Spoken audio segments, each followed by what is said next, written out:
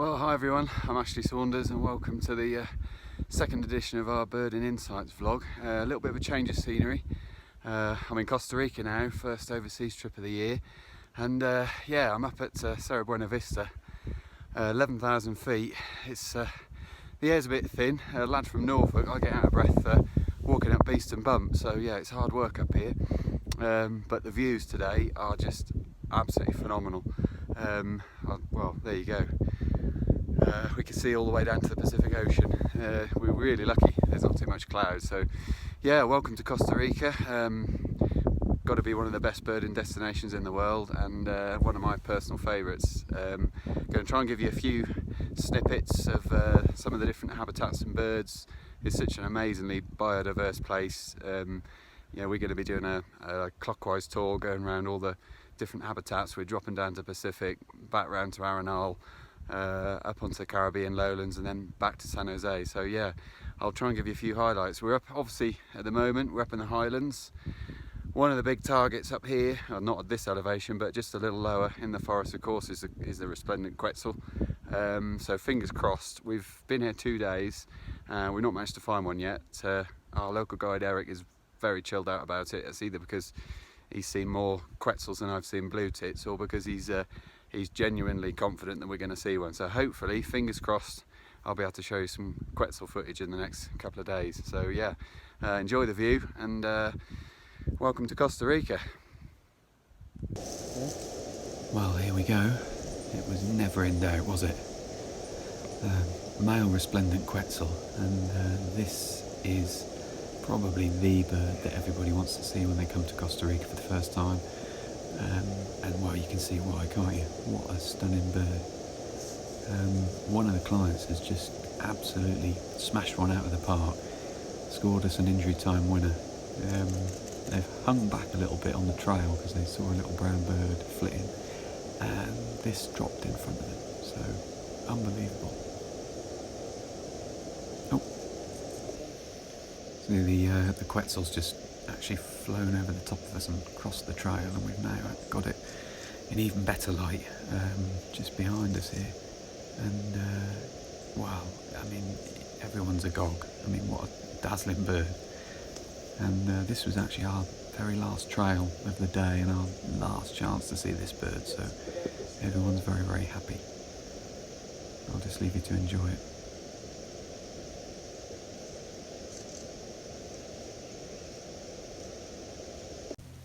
Well, when you've seen a quetzal, what's the next thing that you probably want to see top of your list? So it's probably going to be a toucan, isn't it?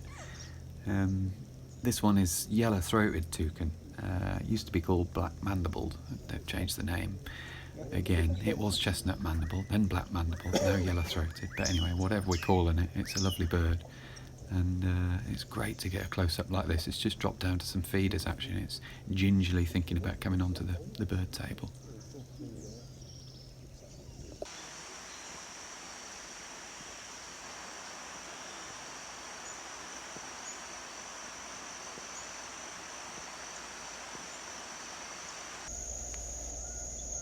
Well, this chap is a pale-billed woodpecker. We're down on the Pacific coast now, and this is the frequent woodpecker species that we're going to see for the next couple of days. It's a big one. It's the size of the lineated and pileated woodpecker that you get in North America. I can never see this bird though without thinking about the Woody Woodpecker cartoon. I mean, it is just, surely the person who designed that cartoon must have modelled Woody Woodpecker on a pale-billed. It's got a fantastic call. Unfortunately, the phone camera doesn't quite pick up the sound, but it's got this amazing double tap, which sounds like a machine gun going off in the distance. Great bird. Well, we're in the pretty hot and humid forest now, down on the Pacific coast. This is lowland forest, and yeah, it's full of bromeliads and vines and buttress roots and all the typical features of a lowland tropical rainforest. But one of the things we're hoping to see here today is to maybe find some ants. When the army ants are moving through the forest, so-called ant swarm, it can provide some really good birding as species are attracted in to follow the ants around the forest. So fingers crossed we'll get some action with the ant swarm today. Well, we think there must be some ants pretty close by. Here's one of the indicator species, a white-whiskered puffbird. You can see how dark it is in here in the forest understory. There's not a lot of light for the camera. And this guy's just sitting watching the forest floor. We can see a few ants moving, so fingers crossed we can get in a position where we can see if there are any other birds around in the forest understory.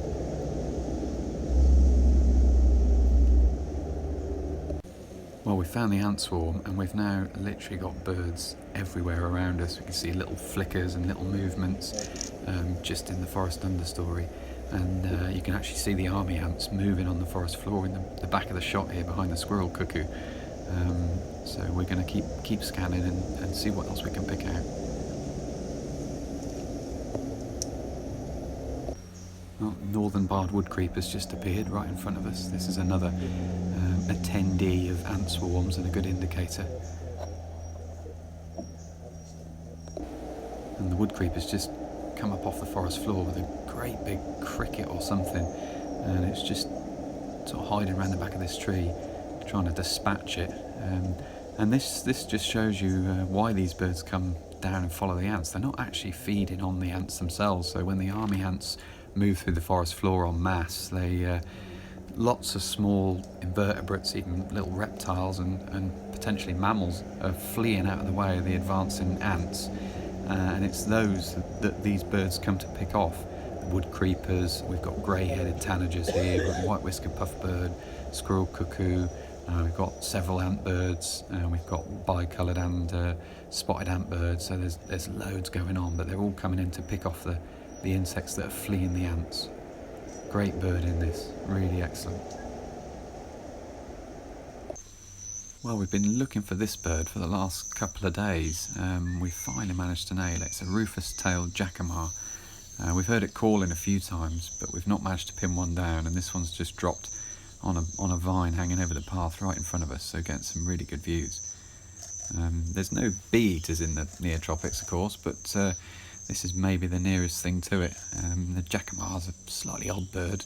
Kind of always to me looks a bit like a cross between a bee eater and a big flycatcher. I mean, just about to cough up a pellet by the looks of it. Oh wow, he's obviously been feeding on some sort of pretty big, hard shelled or insect with hard wing cases, where they perch like this for ages, just scanning, constantly moving their head, looking up mainly, and then they'll sally up like a flycatcher and grab pretty big insects on the wing.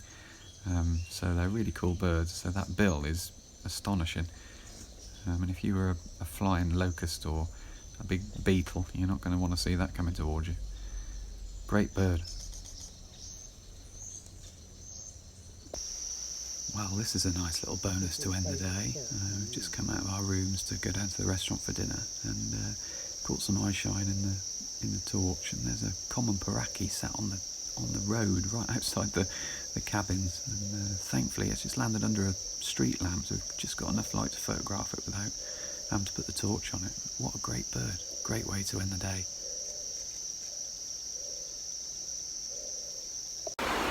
So I'm now on the Caribbean side of the country, here at near La Selva Biological Station. We're staying at Selva Verde Lodge with our group.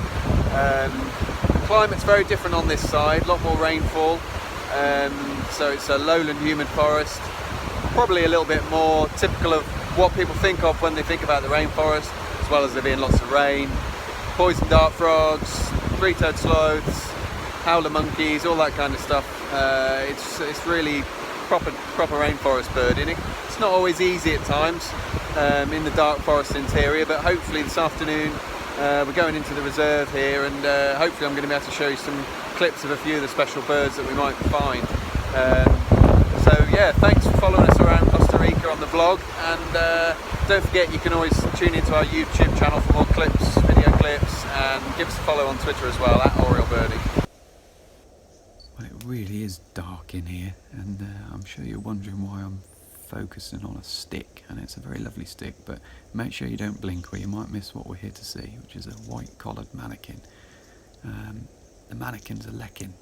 Oh, here he is, and there he goes. I hope you didn't blink. Yeah, they're just lecking around us. We're getting them buzzing and clicking and whizzing around. Amazing experience. Well, you can keep your toucans and your trogans and your mots.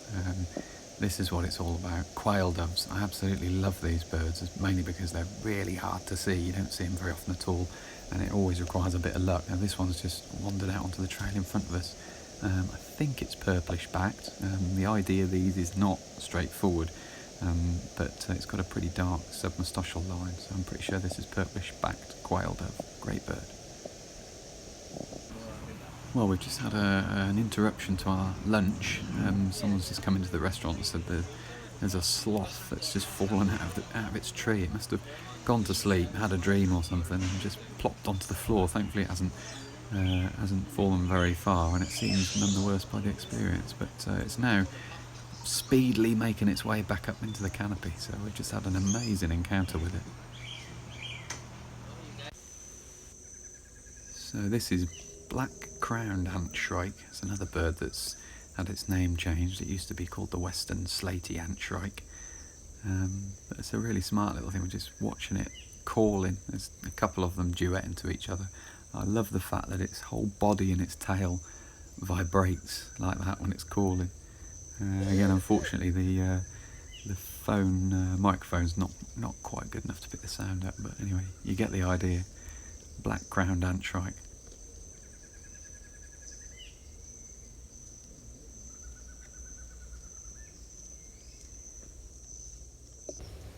Well, January 22nd now, last day of the trip, and the good birds still keep coming. We've come to an amazing place, Costa Rican guy, brilliant artist and photographer called Costa, and we've come to his garden where he's built a hide in his garden. He's got all these feeders and hummingbird feeders in a little pond, and this green heron we've been watching the hummingbirds, we've not even noticed this right in front of us. Amazing views of a green heron.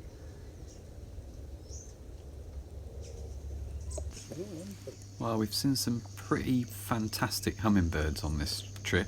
I don't know how many species we're up to now on hummingbirds, but this has got to be the best one of the lot. And amazing views. Black crested coquette, and as if the crest wasn't dramatic enough, it's got a multicoloured beard as well. It's a tiny little thing. It looks like a moth when it's buzzing around the flowers, but it's a great hummer. Well, this isn't a bird which makes for great video, actually, mainly because it doesn't do anything during the daytime, but a great bird to finish with, literally our last bird before we head off to the airport, and a nice way to sign off the vlog as well for our trip around Costa Rica. This is a great potu, pretending to be a tree branch and doing a pretty good job of it. So thanks for watching the vlog, guys, and I'll catch up with you next time.